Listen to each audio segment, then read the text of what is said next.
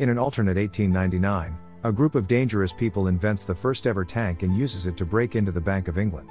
This monstrous machine smashes open the vault door, revealing soldiers armed with the earliest automatic weapons. Leading them is a criminal named the Fantom, who's after valuable blueprints for Venice's foundations. The Fantom repeats these actions in Germany, where they kidnap scientists and cause havoc by destroying zeppelins, creating tension between Germany and England and pushing Europe toward war. To prevent this catastrophe, the British government sends someone to an African colony to recruit a famous hero. Sanderson Reed meets with adventurer Allain Quartermain. While Quartermain begins to share his adventures in King Solomon's mines, Reed interrupts with an urgent plea for Quartermain's help. Reed explains the Empire's need for Quartermain and reveals his mission to prevent the First World War. He mentions hearing stories about Allain Quartermain since his childhood, and Allain decides to join the cause. Allain initially declines the offer, citing England's perpetual warlike state and his own personal transformation. A tragic incident unfolds as strangers mistake his friend for Allain and assassinate him. In a swift response, Allain takes down one of the attackers with a headshot, sparking a fight. The attackers are well equipped with modern weaponry and armor, but with some weapons malfunctioning and the help of locals, Allain eventually prevails. The last attacker tries to escape but doesn't get far before Allain, with his trusty Matilda, shoots the fleeing assailant in the leg. However, before any questioning can occur, the assassin consumes poison, ending his own life. Sadly, Allain's cherished drinking spot is destroyed in an explosion. With the European war now affecting Africa, Allain decides to accept the offer to join the team. He travels to England and meets Reed, who introduces him to a mysterious figure known as M.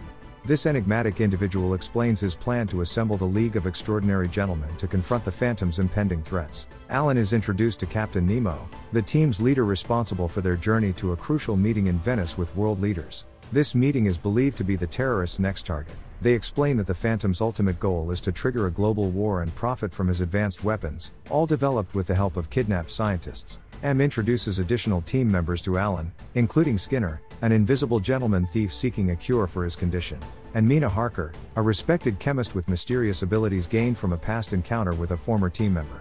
Following the meeting, the League, chauffeured by Nemo's advanced automobile and driven by first mate Ishmael, heads to the East London docks, with a mysterious stranger shadowing their journey. Tensions escalate as Allain expresses doubts about having a woman on the team, given his personal history. Upon arrival at the docks, they encounter Dorian Gray, who initially declines their offer but reconsiders upon seeing his former lover within the group. Quartermain shares a story about a witch doctor's prophecy, declaring that he would never die as long as Africa remembered him, even though he was far from the continent. Allain remembers Dorian Gray from his childhood but notices that Gray hasn't aged a day. Suddenly, the Fantom and his men surprise the League, surrounding them from all sides except for one person, who was replaced by the earlier stalker. A sudden gunfight erupts as the American Secret Service agent kicks off the action. They all arm themselves and put their skills on display. Dorian confidently walks through the gunfire, only to reveal his immortality when he remains unharmed. In the chaos, the Fantom flees in fear from their more powerful opponents, leaving Quartermain and the American behind and escaping into the river. After the battle, the League regroups in the hall, but a surviving terrorist takes Mina hostage, making the team back down. However, Mina, with extraordinary courage, swiftly turns the tables by biting into the terrorist's neck and draining him dry, leaving the League in awe. Following their ordeal, the League gathers for dinner, and the American introduces himself as Tom Sawyer, revealing that the whole world is now aware of the impending threat. Dorian and Mina have a disagreement about letting Tom join the League, as they're already at full capacity with 6 members. But Allain, impressed by Tom's firearm, insists on his inclusion. They set off to the dock, where Mina shares her story about her husband's vampire hunting days alongside Van Helsing. Nemo announces the arrival of their remarkable vehicle, a massive submarine named the Nautilus, emerging dramatically from the water with the fitting nickname Sword of the Ocean. The League embarks on a journey to Paris to find their last recruit, Dr. Jekyll, who is currently in his monstrous Mr. Hyde form, causing chaos on the city's rooftops. Quartermain lures Hyde onto a specific rooftop and cleverly shoots out the guttering, causing him to crash into a net below, where they capture him. They drag Hyde through the streets back to the Nautilus. Inside the submarine, Hyde begins to wreak havoc, felt by everyone on board. He violently attacks Nemo's men but is presented with an offer by Allain, a pardon to return to England in exchange for his assistance in dealing with the Fantom. Hyde accepts the deal, leading to his slow and painful transformation back into his original self, Dr. Jekyll. With the League now fully assembled, Nemo sets a course for Venice to thwart the Fantom's plan to attack the world leaders' meeting. Quartermain confides in Sawyer, revealing a painful chapter from his past when he accepted a mission from England and brought his son along, only for his son to tragically pass away in his arms. This ordeal led him to sever ties with England forever. Allain takes the time to instruct Sawyer on precise shooting, emphasizing the importance of accuracy over reckless firing. The crew becomes increasingly suspicious of Skinner's absence, suspecting him of being a spy. Meanwhile, Dr. Jekyll overhears Gray sharing his origin story with Mina, explaining how his aging and injuries transfer to a self-portrait, a portrait he cannot bear to look at himself. Dr. Jekyll grapples with his internal struggle, attempting to resist taking the transformation serum to which he's become addicted, causing concern for the ship's captain. However, upon returning to his cabin, he discovers that a vial of the transformation serum is missing. Suspecting Skinner of stealing the potion, Dr. Jekyll alerts the rest of the League. The Nautilus arrives in Venice, where explosives have already been planted. It navigates the narrow canals until it can proceed no further. Nemo's army and divers disembark to search for the hidden explosives, but suddenly, the bombs planted under a festival start to detonate. Buildings tumble down in a domino effect, creating chaos. Nemo proposes firing a rocket at a building ahead of the others to halt the chain reaction, but they lack a clear target to aim at. Sawyer takes charge of Nemo's automobile, with Allain, Gray, and Mina joining him. As they speed along, the Fantom's men on the rooftops open fire. Dorian decides to bail out. When Sawyer and Allain's bullets prove ineffective against the overwhelming number of enemies, Mina transforms into a swarm of bats to shield the car, overwhelming the soldiers as she feeds on them. Quartermain spots the Fantom while driving past and leaves Sawyer to ignite the flare on his own. Tom eventually reaches the correct building and sets off the flare just before crashing into it. This allows Nemo to launch the rocket at the precise coordinates, preventing further destruction. They successfully save the people of Venice. Allain corners the Fantom in a locked graveyard, revealing their knowledge about his spy, Skinner. The shocking revelation unfolds as the true traitor is exposed to be Gray. He shoots Ishmael with a golden gun, betraying their trust. In a desperate act, the Fantom, who is actually M, lunges at Allain, stabbing him in the chest. But Allain retaliates by striking him in the face, causing the Fantom's mask to fall off, revealing his true identity as the very man who initially recruited the League. M makes a hasty escape, knowing he's outmatched by Allain. However, Allain returns his knife before he flees. The League regroups at the Nautilus, and Ishmael, in his dying moments, reveals Gray's treachery.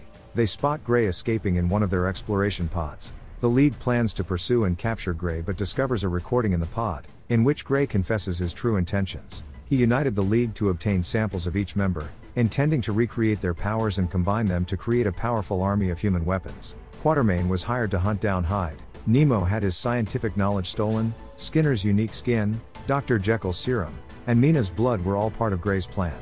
M's final declaration is that the Nautilus is rigged to explode, which it does, causing water to flood the lower levels of the submarine.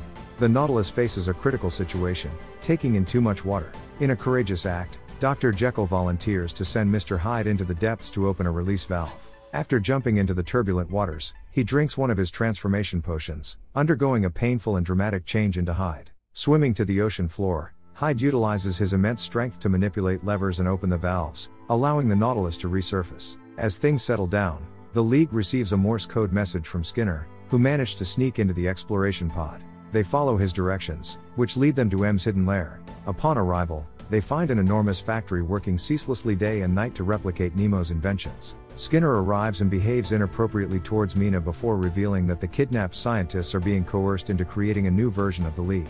This new version includes invisible spies, an army of Hydes, and vampire assassins, with the intention of selling them to warring nations. The League collectively decides on their roles and proceeds to take out some guards before silently infiltrating the factory. Nemo's army joins the League, and they split into groups. Allain and Tom search for M and discover that the shipments of weapons are ready to be transported.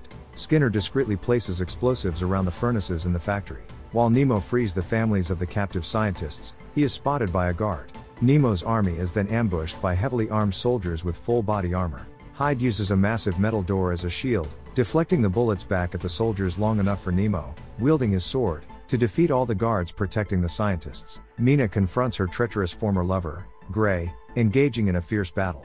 Since they are both immortal, their wounds heal instantly, leading to a seemingly endless fight. However, their battle takes an unexpected turn when Gray's cursed painting catches Mina's attention, momentarily distracting her. Dorian takes advantage of the distraction to impale her, but he misses her heart. Mina rises up and retaliates, driving a stake through Dorian, pinning him to the wall and trapping him. She removes his painting, forcing him to face his own reflection, which causes him to age rapidly and disintegrate. Quartermain and Sawyer covertly infiltrate M's office and witness a man delivering a package containing all the extraordinary samples. Just as they attempt to apprehend M, another soldier alerts him about the intruders. In a moment alone, Allain and Tom launch their attack on the Fantom, but a soldier sneaks up behind them, providing M the opportunity to escape with the valuable samples. While chasing after M, an invisible man accidentally bumps into Sawyer. Assuming it's Skinner, Allain continues to pursue M. However, the invisible soldier draws a knife and starts attacking Tom. He uses his gun to defend himself, but another soldier in metal armor appears, hurling flames at Sawyer as he desperately flees. Just before Tom faces a fiery demise, Skinner appears and stabs the soldier's tank, setting himself on fire but allowing Tom to eliminate the pyro. Sawyer discovers Skinner suffering in agony in a corner but is taken hostage by the other invisible man. Quartermain catches up with M, and they engage in a fierce battle. Eventually, Allain manages to knock M to the ground with a powerful punch and then grabs an axe, poised to finish him off. Downstairs, one of the terrorists grabs a flask and gulps down a massive dose of Hyde's potion, turning into a colossal muscle-bound monster 3 times his original size. This massive creature easily overpowers the now much smaller Hyde, while Nemo looks on helplessly.